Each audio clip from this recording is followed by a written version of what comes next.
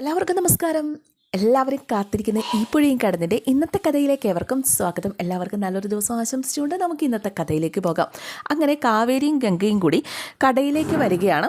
ആ ഒരു സമയത്ത് സ്കൂട്ടറൊക്കെ നിർത്തി കടയിലേക്ക് ഗംഗാ ടൈലേഴ്സിൻ്റെ മുകളിലേക്ക് കയറാൻ തുടങ്ങുമ്പോൾ ആ സ്റ്റെപ്പിൽ ഇതേ ഒരു ചേട്ടൻ ചായയും കുടിച്ചുകൊണ്ടിരിക്കുന്നു. ഇയാളിതൊക്കെ എവിടെ നിന്ന് വരുന്നോ എന്തോ.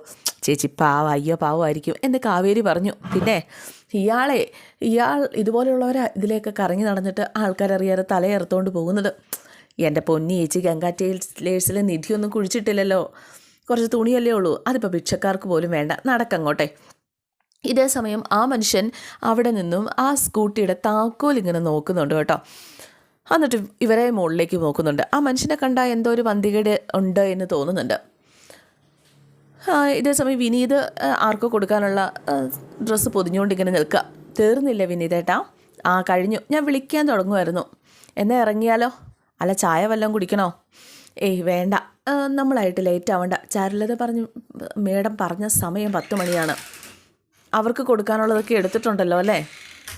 അതൊക്കെ ഞാൻ സ്കൂട്ടിയിൽ ഭദ്രമായിട്ട് വെച്ചിട്ടുണ്ട്. അച്ഛൻ്റെ മൊബൈലും ഡയറിയൊക്കെ അല്ലേ?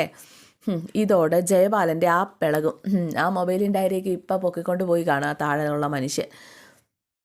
എന്തായാലും താഴേക്ക് ഇറങ്ങി പോകുന്ന വഴിക്ക് നമ്മുടെ ഗംഗ സൂചിപ്പിക്കുന്നുണ്ട്, ഇങ്ങനെ ചായക്കടയാക്കാനൊന്നും നമ്മുടെ സ്റ്റെപ്പൊന്നും സമ്മതിച്ചേക്കരുതെന്നൊക്കെ. അപ്പോൾ കാവേരി കാര്യം ഇങ്ങനെ പറയുന്നുണ്ട്. പിന്നെ പൊന്നു വിനീതട്ടെ, ഏതോ ഒരു അയ്യോപാവം ചായ കുടിച്ചുകൊണ്ടിരിക്കുമായിരുന്നു, അതിനാ ഗംഗേച്ചി ഇതൊക്കെ ഈ പറയണത്. അതാര്? ഇതിനു മുമ്പ് ഇവിടെ എങ്ങും കണ്ടിട്ടില്ല. എന്തായാലും നമുക്ക് പോകാം, 10 മണിക്ക് എത്തണ്ടേ, വാ എന്നും പറഞ്ഞു കാവേരി. അങ്ങനെ ഗംഗയും കാവേരിയും കൂടെ ഒരു വണ്ടിയിലും വിനീത് മറ്റൊരു വണ്ടിയിലുമായിട്ടാണ് കേട്ടോ പോകുന്നത്. ഇവരങ്ങ് പോയി കഴിഞ്ഞപ്പോഴേക്കും ആ ചായ കുടിച്ചുകൊണ്ടിരുന്ന മനുഷ്യനിങ്ങനെ എത്തി നോക്കുന്നുണ്ട് കേട്ടോ. അപ്പോൾ അയാൾ ആ സാധനമൊക്കെ എടുത്ത് മാറ്റി എന്നുള്ള കാര്യം 100% ഉറപ്പാണ്. എന്തായാലും ചാരുലത ജയബാലനെ സ്റ്റേഷനിലേക്ക് വരാനായിട്ട് പറഞ്ഞിട്ടുണ്ട്. അങ്ങനെ ജയബാലൻ സ്റ്റേഷനിലേക്ക് വന്നു. ചാരുലതയോട് പറയുകയാണ്, മേഡം എല്ലാവരും ഇവിടെ വന്ന് ചാർജ് എടുത്താലേ ഇനി താഴ്വാരത്തേക്ക് വരാറുള്ളത് പതിവാണ്. മേഡം ഇവിടെ വന്നതും ചാർജ് എടുത്തു എന്ന് ഞാൻ അറിഞ്ഞില്ല. എന്തായാലും മേഡം വിളിപ്പിച്ചത് നന്നായി, നമുക്ക് പരിചയപ്പെട്ടിരിക്കാമല്ലോ. മേഡം വിശദമായി പരിചയപ്പെടൽ പിന്നെയാകാം. ഇപ്പോൾ ഇവളുടെ കല്യാണമായിട്ടുള്ള ഓട്ടത്തിലാണ് ഞാൻ. അല്ല, മേഡം കല്യാണത്തിന് വരണം കേട്ടോ. അതിനുശേഷം മേഡത്തിന് പ്രത്യേക ട്രീറ്റ് തരിഞ്ഞ് നമ്മൾ തമ്മിൽ വിശദമായി തന്നെ പരിചയപ്പെടേണ്ടി വരും എന്ന് എനിക്ക് തോന്നുന്നു ജയബാലൻ സാർ. അല്ല, ഞാൻ സാറിനോട് മാത്രമേ വരാൻ പറഞ്ഞുള്ളല്ലോ. മേഡം ഇവളുടെ കല്യാണത്തിൻ്റെ ഓട്ടത്തിലാണെന്ന് പറഞ്ഞല്ലോ. ഇവൾക്ക് ഈ സ്റ്റേഷൻ അന്യൊന്നും അല്ല. ഓരോ സഹായത്തിനും സംഭാവനയ്ക്കായിട്ട് താഴ്വാരങ്ങളിൽ കയറി ഇറങ്ങുന്നതാണ് ഇവിടുത്തെ പോലീസ്. അവരെയൊക്കെ കല്യാണത്തിന് ക്ഷണിക്കുകയും വേണമല്ലോ. എന്തായാലും ഒരു കാർഡ് കൊടുത്തേ മോളെ. അങ്ങനെ കാർഡ് കൊടുക്കുകയാണ്. കാർഡ് ചാരുലത് നോക്കി, എന്നിട്ടൊന്നും മിണ്ടാതെ അത് താഴെ വെച്ചു. എൻ്റെ മോൾക്ക് മേഡം ഒരു കൺഗ്രാറ്റ്സ് പോലും പറഞ്ഞില്ലല്ലോ. സാധാരണ ഈ കസേരയിലിരിക്കുമ്പോൾ എനിക്ക് കിട്ടാറുള്ളത് മുഴുവൻ കംപ്ലയിൻസ് ആണ്. അതിന് കൺഗ്രാറ്റ്സ് പറഞ്ഞൊന്നും എനിക്ക് ശീലമില്ല. അല്ല, മേഡം എന്തായാലും കുടുംബസമേതം വരണം. അപ്പോഴേക്കും കാവേരിയും ഗംഗയൊക്കെ അങ്ങോട്ടേക്ക് കയറി വരികയാണ്. ഇനി ഇതുകൊണ്ട് കൂടെ വരൂ എന്ന് ചാരുലത പറഞ്ഞു. ആ സമയത്ത് ജയബാലനും രാഗിണിയും കൂടെ തിരിഞ്ഞു നോക്കുക. ഇവരെ കാണുകയാണ് കേട്ടോ. ഇതെവരെന്താ മേഡം ഇവിടെ? ജയബാലൻ സാറേ, ഇത് സാറിൻ്റെ മകളുടെ കല്യാണ ക്ഷണത്തിനുള്ള വേദിയോ താഴ്വാരങ്ങളിലെ വിരുന്നു സൽക്കാലത്തിനുള്ള ചർച്ചയൊന്നും അല്ല. കാവേരി സാറിനെതിരെ ഒരു പരാതി തന്നിട്ടുണ്ട്, സ്ട്രിക്ട്ലി ഒഫീഷ്യൽ. ഇതൊക്കെ വെറും ജലസിയാണ്, പച്ച മലയാളത്തിൽ പറഞ്ഞ കുശുമ്പ് എന്ന് രാഗിണി പറഞ്ഞു. കാവേരി അവിടെ ഇരിക്കൂ എന്ന് ചാരുലത പറഞ്ഞു കേട്ടോ. കേസ് ഏതാണെന്ന് ജയബാലൻ സാറിന് മനസ്സിലായി കാണുമല്ലോ അല്ലേ? ആ തോട്ടത്തിൻ്റെ കേസായിരിക്കും. അതെ, അത് തന്നെ. മേഡത്തിൻ്റെ കാര്യം ഓർത്ത് എനിക്ക് സഹതാപം തോന്നുകയാണ് മേഡം എന്ന് ജയബാലൻ. ഈ പുഷ്പവാടിയുടെ റോഡിൽ കൂടെ മുമ്പ് ഒരു ഭ്രാന്തി തള്ള വടിയും പിടിച്ച് അലയുമായിരുന്നു. ഈ കാറോ ജീപ്പോ കണ്ട് അവർ കല്ലെടുത്തെറിയുമായിരുന്നു. നല്ലൊരു വേഷം ധരിച്ച് ആരെങ്കിലും പോയാൽ അവരടിക്കാനും തുടങ്ങും. അങ്ങനെയുള്ളവരായിരുന്നു. ഈ പുഷ്പവാടി മുഴുവൻ അവരുടെയാണോ, ബ്രിട്ടീഷുകാർ അവരുടെ കയ്യിൽ നിന്ന് തട്ടിയെടുത്തതാണെന്നൊക്കെ അവർ പറഞ്ഞുകൊണ്ടിരുന്നത്. ഇനിയിപ്പോൾ നാട്ടുകാർ കൈവച്ചതാണോ എന്താ പറ്റിയെന്ന് എനിക്കറിയത്തില്ല. പുഷ്പവാടിയുടെ മഹാറാണിയെ ഒരു ദിവസം മാർക്കറ്റിലെ ഓടയിലെ ചാത്ത് മലച്ച് കിടക്കായിരുന്നു. അതുപോലുള്ള പരാതിയൊക്കെയാണോ മേഡം എടുത്ത് വെച്ചിരിക്കുന്നത്? ഇവിടെ പരാതി തരുന്നവർക്ക് മാത്രമല്ല, മേഡത്തിനും കൂടി ഭ്രാന്താന്ന് പറയും ആൾക്കാർ. അതെ, പുഷ്പവാടിയുടെ ചരിത്രമൊന്നും എനിക്കറിയില്ല ജയബാലൻ. എന്തായാലും ഞാൻ ഈ കേസൊന്ന് എടുത്ത് നോക്കട്ടെ, ആർക്കാ ഭ്രാന്തെന്ന് അറിയാലോ. ആയിക്കോട്ടെ മേഡം. എന്തായാലും ഇവളുടെ അച്ഛൻ്റെ പണം തട്ടിയെടുത്ത് ഞാൻ തോട്ടം വാങ്ങിയെന്നല്ലേ പറയുന്നത്. തെളിവുണ്ടെങ്കിൽ ഹാജരാക്കാൻ പറ. തെളിവുണ്ട് മാഡം, തെളിവുണ്ട്. എന്നിട്ട് എവിടെ തെളിവ്? ആ തെളിവ് തരാനേ ആൾ വരും. അപ്പോഴേക്കും നിവിൻ അങ്ങോട്ടേക്ക് വന്നു. കയറി വാടാ മക്കളെ, കയറി വാ. ഇത് എൻ്റെ മരുമോനാ, എൻ്റെ മരുമോൻ. ദേ ഇതിനകത്തെ ഉള്ളത് അവൻ്റെ പേരാ, നെവിൻ. ഇവളെ കെട്ടാൻ പോകുന്നതേ ഇവനാ എന്നൊക്കെ പറഞ്ഞ് ജയബാലൻ പരിചയപ്പെടുത്തുകയാണ്.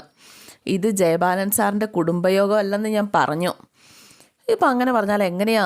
ഇതിപ്പോൾ ഒരു വടം വലിക്കാനുള്ള ആളുണ്ടല്ലോ, അപ്പം നമ്മുടെ കൂടെ ആരെങ്കിലുമൊക്കെ വേണ്ടായോ എന്ന് ജയബാലൻ. ഇവരെ പേടിച്ചിട്ടൊന്നും അല്ലെന്നേ, ഇവനും കൂടെ ഈ മീറ്റിങ്ങിൽ ഉണ്ടായിരിക്കുന്നത് നല്ലത് തന്നെയാണ് എന്ന് ജയബാലൻ പറയാണ്. പിന്നെ ഒരു കാര്യം പറയാം, ഇവിടെ കല്യാണം കഴിക്കുമ്പോൾ ഇവന് ഞാൻ സമ്മാനം കൊടുക്കാൻ പോകുന്നതേ ഈ പറഞ്ഞ തോട്ടവാ. അപ്പോൾ ഇവനും കൂടെ വേണമല്ലോ. അതാരുടെയും പണം പറ്റിച്ചെടുത്ത് മേടിച്ചതാണെന്ന് നാളെ ഇവൻ പറഞ്ഞു കേൾക്കാനായിട്ട് ഏട്ട വരരുത്. എനിക്കത്രേ ഉള്ളൂ. മാഡം, എൻ്റെ ഭാഗത്ത് എല്ലാം ക്ലീനാക്കി വെക്കുന്നതാണ് എനിക്കിഷ്ടം. ഈ മടി കനവില്ലാത്തൊരു വഴി പേടിക്കേണ്ട കാര്യമില്ലല്ലോ. അപ്പം ജയബാലൻ സാറിന് നേരത്തെ അറിയാമായിരുന്നു അല്ലേ വിഷയം ഇതാണെന്ന്? പറഞ്ഞില്ലേ മാഡം? ഈ പോലീസ് സ്റ്റേഷനെ എനിക്ക് കുടുംബം പോലെയാ. അല്ല, കുടുംബത്തിൽ നടക്കുന്ന കാര്യങ്ങൾ കാരണവന്മാരറിയണ്ടേ. എന്തായാലും നെവിനെ മുന്നിലേക്ക് കയറി നിൽക്കടാ. അങ്ങനെ നെവിൻ മുന്നിലേക്ക് കയറി നിന്നു, ജയബാലൻ്റെ വാക്കുകൾ കേട്ട് എന്ന പോലെ. എന്നാലും നെവിൻ എന്ന് കാവേരി ഇങ്ങനെ മനസ്സിലാലോചിക്കുകയാണ്. അപ്പോഴേക്കും നെവിൻ മനസ്സിലിങ്ങനെ പറയുകയാണ്, സോറി കാവേരി, ഈ തോട്ടം നിനക്ക് തിരിച്ചു കിട്ടാൻ ഇതേ വഴിയുള്ളൂ. അല്ല, തെളിവ് എന്തൊക്കെ ഉണ്ടെന്ന് പറഞ്ഞിട്ട് എവിടെ? കാവേരി, അവരും വരും മാഡം, അവർ വരും. വരുമല്ലോ അല്ലേ കാവേരി? വരും എന്ന് ശിവരാമേട്ടൻ ഉറപ്പ് പറഞ്ഞതാണ്. അതുപോലെ ബാങ്ക് മാനേജർ ജേക്കബ് സാറും. അപ്പോഴേക്കും ജയബാലനും രാഗിണിയും പരസ്പരം നോക്കിയിരുന്ന് ചിരിക്കുക. സമയം പറഞ്ഞില്ലേ നീ അവരോട്? 10 മണിന്ന് ഞാൻ ഇന്ന് രാവിലെയും കൂടെ വിളിച്ച് ഓർമ്മിപ്പിച്ചതാണ് മാഡം. 10 മണിയെന്ന് പറഞ്ഞിട്ട് ഞാൻ ഷാർപ്പ് ടൈമിനെത്തി. ദേ 1.5 മണിക്കൂറിനകം മീറ്റിംഗ് തീർത്ത് തരാമെന്ന് പറഞ്ഞാൽ മാഡം വിളിപ്പിച്ചത്. ദേ സമയം 11 മണിയായി. ദേ മിനിസ്റ്ററും മറ്റുമൊക്കെ ഉണ്ട്, അവരെയൊക്കെ എനിക്ക് കല്യാണം വിളിക്കാനുള്ളതാണ്. അപ്പോൾ രാഗിണി പറഞ്ഞു, ഉള്ള തെളിവല്ലേ അച്ഛാ കാണിക്കാൻ പറ്റൂ, ഇവരിവിടെ ഇരുന്ന് വേറെ ഇറങ്ങട്ടെ, നമുക്ക് TV-യിലേക്ക് പോകാം. അപ്പോഴേക്കും കാവേരി പറഞ്ഞു, നിക്ക് രാഗിണി, അതെ ഞാനിവിടെ മൊഴി കൊടുക്കാൻ വിളിച്ചവരെ എന്നെ ചതിക്കുന്നു ഞാൻ കരുതുന്നില്ല. അവർ വരിക തന്നെ ചെയ്യും. അതില്ലെങ്കിലും എനിക്ക് ചില തെളിവുകൾ കൂടി ഹാജരാക്കാനൊക്കെ ഉണ്ട് എന്ന് പറഞ്ഞു. അത് കേട്ട് കഴിഞ്ഞപ്പോഴേക്കും ഞെട്ടിയിട്ടോ. അച്ഛൻ ഗൾഫിലായിരുന്നപ്പോൾ ഉപയോഗിച്ച മൊബൈൽ ഫോൺ അച്ഛൻ തോട്ടത്തിലെ പണം മുഴുവൻ കൊടുത്ത് തീർത്തതായിട്ട് ഇയാളോട് പറയുന്നതിൻ്റെയും ഇയാളത് സമ്മതിക്കുന്നതിൻ്റെയൊക്കെ ഓഡിയോയും ഒക്കെയുണ്ട്. ഞാനത് എടുത്തുകൊണ്ട് വരാം മാഡം. ഗംഗേച്ചി വാ എന്നും പറഞ്ഞ് സ്കൂട്ടിക്കടുത്തേക്ക് പോവാണ് എന്നിട്ടോ ഈ കാവേരിയും ഗംഗയും കൂടെ പോയി ആ സംഭവം നോക്കിക്കഴിഞ്ഞപ്പോൾ അതിനകത്ത് ഇല്ല കേട്ടോ, ഇതിനകത്ത് വെച്ചതെന്നൊക്കെ കാവേരി പറയുന്നുണ്ട്. ഇതേ സമയം ജയബാലനാണെങ്കിൽ അകത്ത് നിന്നിട്ട് ഈ ഇവളുമാർക്കൊക്കെ മെൻ്റലാണ്, 5 പൈസ കയ്യിലില്ലാത്തതിൻ്റെ പ്രശ്നമാണ്, അരവിന്ദൻ ഗൾഫിൽ നിന്ന് അയക്കുന്ന കാശ് കൊണ്ടാണ് ഇതുങ്ങളൊക്കെ കഴിഞ്ഞിരുന്നത്, ഇപ്പം അവർക്ക് എങ്ങനെയും ജീവിക്കണ്ടേ, അതിന് വേണ്ടിയിട്ട് ഇങ്ങനെ ഓരോരുത്തരും ഉള്ളതാണെന്നൊക്കെ പറഞ്ഞിങ്ങനെ നടക്കുക എന്നൊക്കെ പറഞ്ഞു കേട്ടോ. ഇത് കേട്ട് കഴിഞ്ഞപ്പോഴേക്കും വിനീതിന് ദേഷ്യം വന്നു. വിനീത് പറഞ്ഞു, ജയബാലൻ സാറേ വേണ്ട, അങ്ങനെയൊന്നും അല്ല മാഡം എന്ന് ചാരുലത പറഞ്ഞു. അപ്പോഴേക്കും ജയബാലൻ പറഞ്ഞു, ഇവനെ മൂത്ത പെണ്ണിനെ കെട്ടിയതാ, ഇവന് വട്ടണിപ്പാവാന്നേ, ഇവന് പോറ്റാൻ കഴിവില്ല, 6 തീറ്റ കൊടുക്കണ്ടേ, അതുകൊണ്ട് ഇവനും ഇങ്ങനെയാ, ആരുടെയെങ്കിലുമൊക്കെ വീട്ടിൽ കയറി കുടുംബത്തോടെ അവരുടെ വീട് ഞങ്ങളുടെയാ, ഇവരുടെ വീട് ഞങ്ങളുടെയാ എന്നൊക്കെ പറഞ്ഞ് നടക്കുക എന്ന് പറഞ്ഞതും വിനീതിന് ദേഷ്യം വന്നു കേട്ടോ. ജയബാല എന്നും പറഞ്ഞുകൊണ്ട് ജയബാലിനെ ആക്രമിക്കാനായിട്ട് വരിക. പോലീസുകാരൊക്കെ വന്ന് പിടിച്ചു മാറ്റി കേട്ടോ. കണ്ടില്ലേ മാഡം, കണ്ടില്ലേ, ഇതാണ് നിങ്ങളുടെ അവസ്ഥ എന്ന് ജയബാലൻ. ഇതേ സമയം നമ്മുടെ നെവിനെ നോക്കിയിട്ട് വിനീത് പറയുന്നുണ്ട്, നീ ഇവളുടെ കഴുത്ത് താല് കെട്ടാൻ നിൻ്റെ കൈ ഉണ്ടാവില്ലടാ എന്നൊക്കെ, നിൻ്റെ തലയ്ക്ക് മീതെ നിൻ്റെ കഴുത്തിന് മീതെ തലയുണ്ടാവില്ലടാ എന്നൊക്കെ ഇങ്ങനെ പറയുകയാണ്. ഇവിടെ കിടന്ന് ബഹളം വച്ചാണ്ടല്ലോ അടിച്ച് പരിപ്പടക്കും ഞാൻ എന്ന് SIയും ദേഷ്യപ്പെടുകയാണ് കേട്ടോ. അപ്പോഴേക്കും കാവേരി അങ്ങോട്ടേക്ക് വന്നു. വിനീതേട്ടാ, ഇതെന്താ മാഡം ഇവിടെ? എന്തോ പറ്റീന്നോ? ഒരു പേപ്പട്ടിയെ എന്നെ കടിക്കാൻ വന്നു, അതിനെ തൊടലിട്ടങ്ങ് പൂട്ടി, അത്രേ ഉള്ളൂ എന്ന് ജയബാലൻ. ഇല്ലെങ്കിൽ പോലീസ് സ്റ്റേഷനാണെന്ന് നോക്കത്തില്ല ഞാൻ, വെടിവെച്ച് കൊന്നുകളയും. ജയബാല, നിങ്ങളൊന്നും മിണ്ടാതിരുന്നേ. അരിയിൽ നിന്ന് അടുക്കളക്കാരിയും കടിച്ചിട്ട് പിന്നെ നായ്ക്ക് മുറുമുറുപ്പ്. അല്ല മേഡം, എന്നെ എന്തിനാ ഇവിടെ പിടിച്ചു നിർത്തിയിരിക്കുന്നത്? ഇതുപോലുള്ള ഭ്രാന്തമായമാരൊക്കെ എന്നെ എൻ്റെ മോളെ ഉപദ്രവിക്കാൻ വേണ്ടിയിട്ടോ? അല്ല മേഡം, എൻ്റെ മേലുള്ള കേസ് എന്താന്ന് പറ. അത് ചാർജ് ചെയ്തിട്ടുണ്ടെങ്കിൽ സാക്ഷികൾ തെളിവുകളൊക്കെ എവിടെ? അപ്പോഴേക്കും ചാരുലത മേഡം കാവേരി നോക്കുക കേട്ടോ. മേഡം ഇമ്മാതിരി കോക്കാച്ചി കാണിച്ച് പേടിപ്പിക്കാനാണെങ്കിൽ മേഡം സമാധാനം പറയേണ്ടി വരും. കാവേരി, ആ ഫോണും ഡയറും കാണുന്നില്ല മേഡം. അപ്പോഴേക്ക് രാഗിണി ചിരിക്കുകയാണ്. അതോടൊപ്പം തന്നെ ജയപാലനും. കാണാനില്ലെന്നോ? ആ, ഹാജരാക്കാന്ന് പറഞ്ഞ സാക്ഷിയോ? ഒരാൾ സ്വിച്ച് ഓഫ് ആണ്, മറ്റേ ആൾ കോൾ അറ്റൻഡ് ചെയ്യുന്നില്ല. ഇതാണ് ഇപ്പം മേഡത്തിന് മനസ്സിലായോ? താനോക്ക് ചക്ക തിന്നാൻ പോയപ്പം ചക്കയെല്ലാം കൂടെ തമ്പൂനൂർക്ക് പോയിന്ന് ചുരുക്കി പറഞ്ഞ തെളിവൊന്നും ഇല്ലാന്ന് മനസ്സിലായോ? എന്ന് ചോദിച്ചു.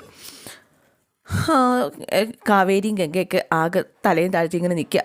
മേഡം, ഇതൊക്കെ ഇവരുടെ സ്ഥിരം കലാപരിപാടിയാണ്. ഇയാൾ എന്തോ ചെയ്തതാണ് മേഡം. എല്ലാത്തിനും പിന്നിലോ ഇയാൾ ഒറ്റയൊരുത്തനാ. കണ്ടല്ലോ മേഡം, ഞാൻ എന്താ ഈ കസേരയിൽ മേഡത്തിന് തൊട്ട് മുമ്പിലിരിക്കുമായിരുന്നല്ലോ. ഇല്ലെങ്കിൽ മേഡവും വിശ്വസിച്ചേനെ ഞാനാ എന്തോ ചെയ്തതെന്ന്. ഇതാണ് ഇവരുടെ സാമർഥ്യം. ഇപ്പം മനസ്സിലായല്ലോ. എൻ്റെ പൊന്നു മേഡം, ഇല്ലാത്ത തെളിവൊക്കെ ഞാൻ എങ്ങനെയാണ് നശിപ്പിക്കുന്നത്? അപ്പോഴേക്ക് രാഗിണി പറഞ്ഞു, അച്ഛാ നമുക്ക് പോകാം, സമയം വൈകുവാണ്. നിക്കടി മോളെ. അല്ല മേഡം, മേഡത്തിൻ്റെ മുഖത്ത് ഒരു നിരാശയുടെ നിഴൽ വീണിട്ടുണ്ടോ? ഇതേ ഒരസുഖത്തിൻ്റെ ലക്ഷണമാണ് മേഡം. പരാജയത്തിൻ്റെ പടുകുഴിയിലേക്ക് വീഴുന്നതിൻ്റെ ലക്ഷണം. മേഡം, ഇതേ ഇനി ഇങ്ങനെ ആവർത്തിക്കാതിരിക്കണമെങ്കിൽ ജയപാലനെതിരെ കളിക്കുന്നത് അങ്ങ് അവസാനിപ്പിച്ചേക്കണം. അതായിരിക്കും നല്ലത്, കേട്ടല്ലോ എന്ന് പറഞ്ഞു. കാവേരി ദേഷ്യത്തോടു കൂടി ഇങ്ങനെ നോക്കുകയാണ് ജയപാലനെ. മേഡം, ഈ കല്യാണക്കുറിയുടെ കാര്യം മറക്കരുത്. വന്നാൽ നല്ല വെട്ടിപ്പായിട്ട് സദ്യ ഉണ്ടിട്ട് പോരാ. നീ വാടി എന്നും പറഞ്ഞുകൊണ്ട് അവർ ഇറങ്ങിപ്പോവാ. നെവിനെ, നീയും വാടാ എന്ന് പറഞ്ഞ് ജയപാലനും രാഗിണി ഇറങ്ങിപ്പോയി. നെവിനും അവരോടൊപ്പം പോവാണ് കേട്ടോ. വിനീത് നെവിനെ ഇങ്ങനെ നോക്കുന്നുണ്ട് കേട്ടോ. രാഗിണിയാണേ കാവേരിയെ നോക്കിയപ്പോൾ സോറി മേഡം, സോറി പോ എന്ന് ചാരുലത മേഡം പറഞ്ഞു. വിനീതിനെ വിടാനും പറഞ്ഞു. അങ്ങനെ പതുക്കെ അവരും ഇറങ്ങിപ്പോവുക. ഒന്നും ആയില്ല. ചാരുലതയ്ക്കാണെങ്കിൽ അങ്ങ് നാണക്കേട് പോലെ ആകുകയും ചെയ്തു. വിനീതേട്ടനോട് എത്ര വട്ടം ഞാൻ പറഞ്ഞിട്ടുണ്ട് എടുത്തു ചാടിയൊന്നും ചെയ്യരുതെന്ന്. അയാൾ എന്തൊക്കെയാണ് പറഞ്ഞെന്നറിയോ? അയാൾ പലതും പറയും. നമ്മുടെ മാനസിക നില തകർക്ക്, നമ്മളെ പ്രകോപിപ്പിക്കുകയൊക്കെ ചെയ്യേണ്ടത് അയാളുടെ ലക്ഷ്യമാണ്. അവിടെ വീണ നമ്മൾ തോറ്റു. അല്ല, തെളിവ് കിട്ടിയാൽ കൊണ്ട് കാണിക്കാലോ. അതിനവരൊക്കെ നിന്ന് തരണ്ടേ? അല്ല, എന്നാലും ഫോണും ഡയറിയൊക്കെ ഇത് എങ്ങോട്ട് പോയി എന്നാണ്. കാവേരി വീണ്ടും അതെടുത്തിങ്ങനെ നോക്കുകയൊക്കെ ചെയ്യുകയാണ്. എവിടെ ഫോണും ഇല്ല, ഡയറിയില്ല, ഇതെവിടെ പോയി എന്ന് യാതൊരുവിധ ഐഡിയ ഇല്ല. കാവേരിക്കാണെങ്കിൽ ആകെ സങ്കടമായിട്ടോ, ആകെ ടെൻഷനും. അപ്പോഴേക്കും ഒരു അശരീരി പോലെ ജയപാലൻ വന്നിട്ട് പറയും, വെറുതെ സമയം മെനക്കെടുത്തണ്ടടി. അതിനകത്ത് ഒരു പിണ്ണാക്കും ഇല്ല, ഒരു പിണ്ണാക്കും. എന്തായാലും ഇന്നത്തെ എപ്പിസോഡ് ഇവിടെ അവസാനിക്കുകയാണ്. എല്ലാവർക്കും ഇഷ്ടമായെന്ന് വിചാരിക്കുന്നു. ഇഷ്ടപ്പെട്ടിട്ടുണ്ടെങ്കിൽ ലൈക്ക് ചെയ്യുകയും കമൻറ്റ് ചെയ്യുകയൊക്കെ വേണം. C okay, thank you.